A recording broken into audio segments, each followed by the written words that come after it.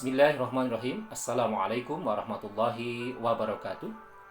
Alhamdulillahilladzi arsala rasulahu bil huda wa dinil haq liyudhhirahu 'alad dini kullihi wa kafa billahi syahida. Asyhadu an la ilaha illallah wahdahu la syarikalah wa asyhadu anna Muhammadan abduhu wa rasuluhu la nabiyya ba'dah. Allahumma shalli 'ala Muhammad wa 'ala alihi wa ashabihi ajmain. Amma ba'd. Para siswa yang dirahmati Allah Subhanahu wa taala.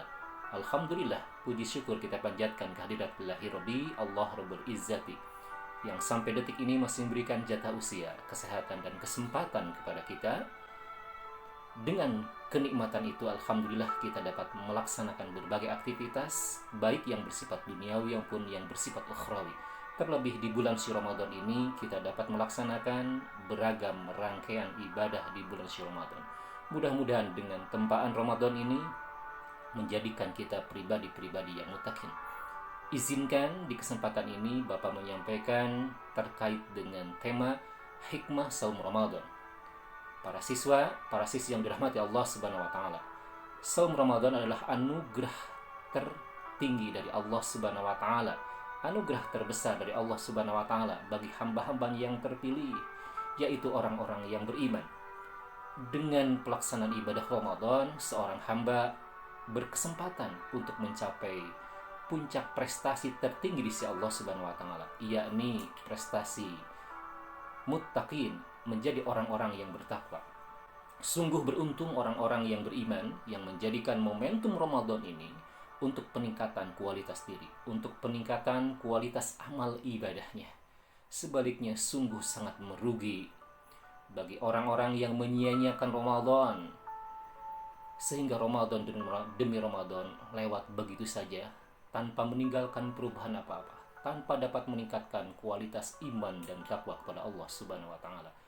Para siswi yang budiman yang dirahmati Allah Subhanahu wa taala, ketika Allah Subhanahu wa taala memerintahkan sesuatu kepada umatnya, tentunya mengandung hikmah. Tidak terkecuali dengan ibadah Ramadan ada hikmah.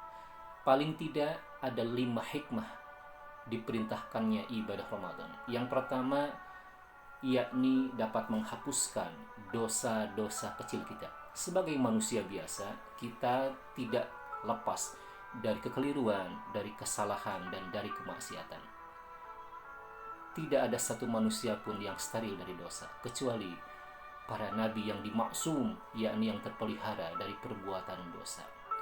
Saum Ramadan yang kita lakukan ini insya Allah dapat menghapuskan dosa-dosa kecil kita. Sabda Rasulullah SAW, as-salatul khamsu wal jumu'ati ilal jumu'ah wa ramadana ila ramadan mukaffaratun. Salat yang 5 waktu, Jumat ke Jumat, Ramadan ke Ramadan, mukaffaratun, menjadi penggugur dosa-dosa kita. Hadirin para siswa yang dirahmati Allah Subhanahu wa taala, mudah-mudahan kita dapat melaksanakan momentum Ramadan dengan sebaik-baiknya. Kemudian yang kedua, hikmah saum Ramadan itu adalah dapat melatih jiwa muraqabah.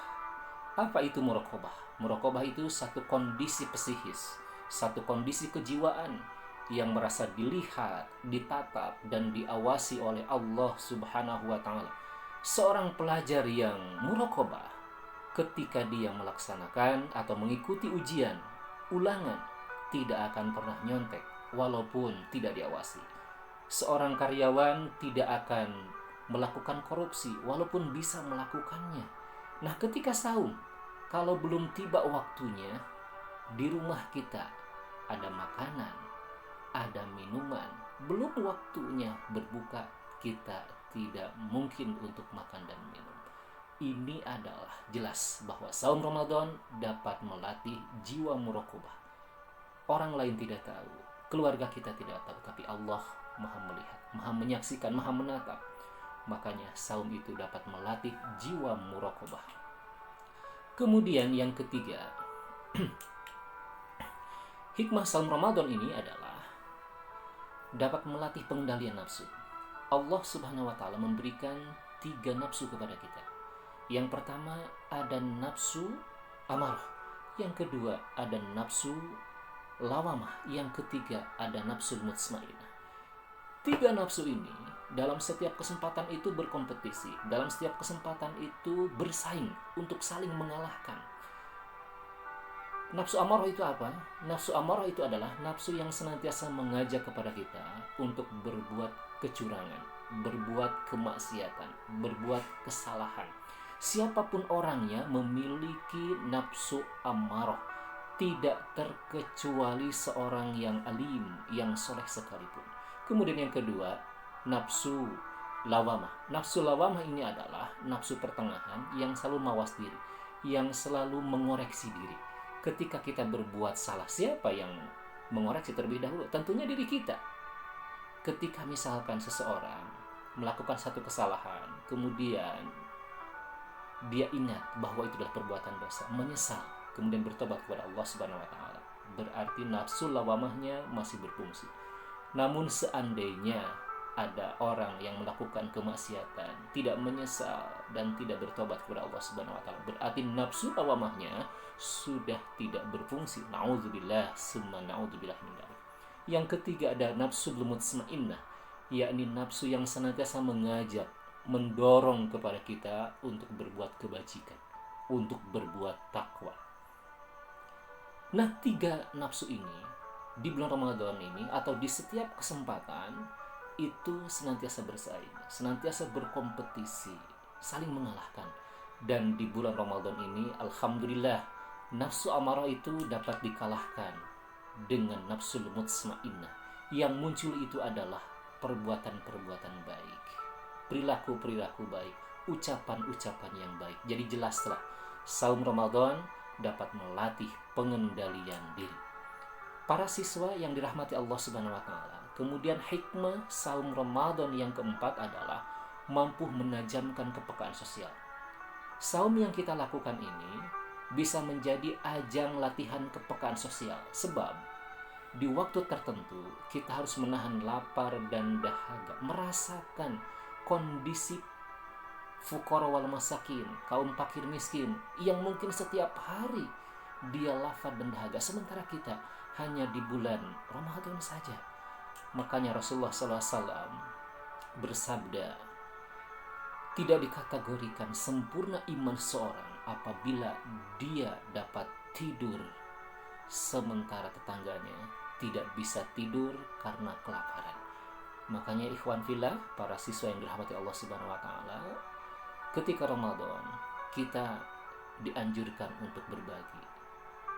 Para siswa yang budiman, yang kelima atau yang terakhir dari hikmah saum Ramadan ini adalah saum Ramadan mampu menyehatkan badan. Kata Rasulullah, summu wa tasihu, saumlah engkau sehingga engkau sehat.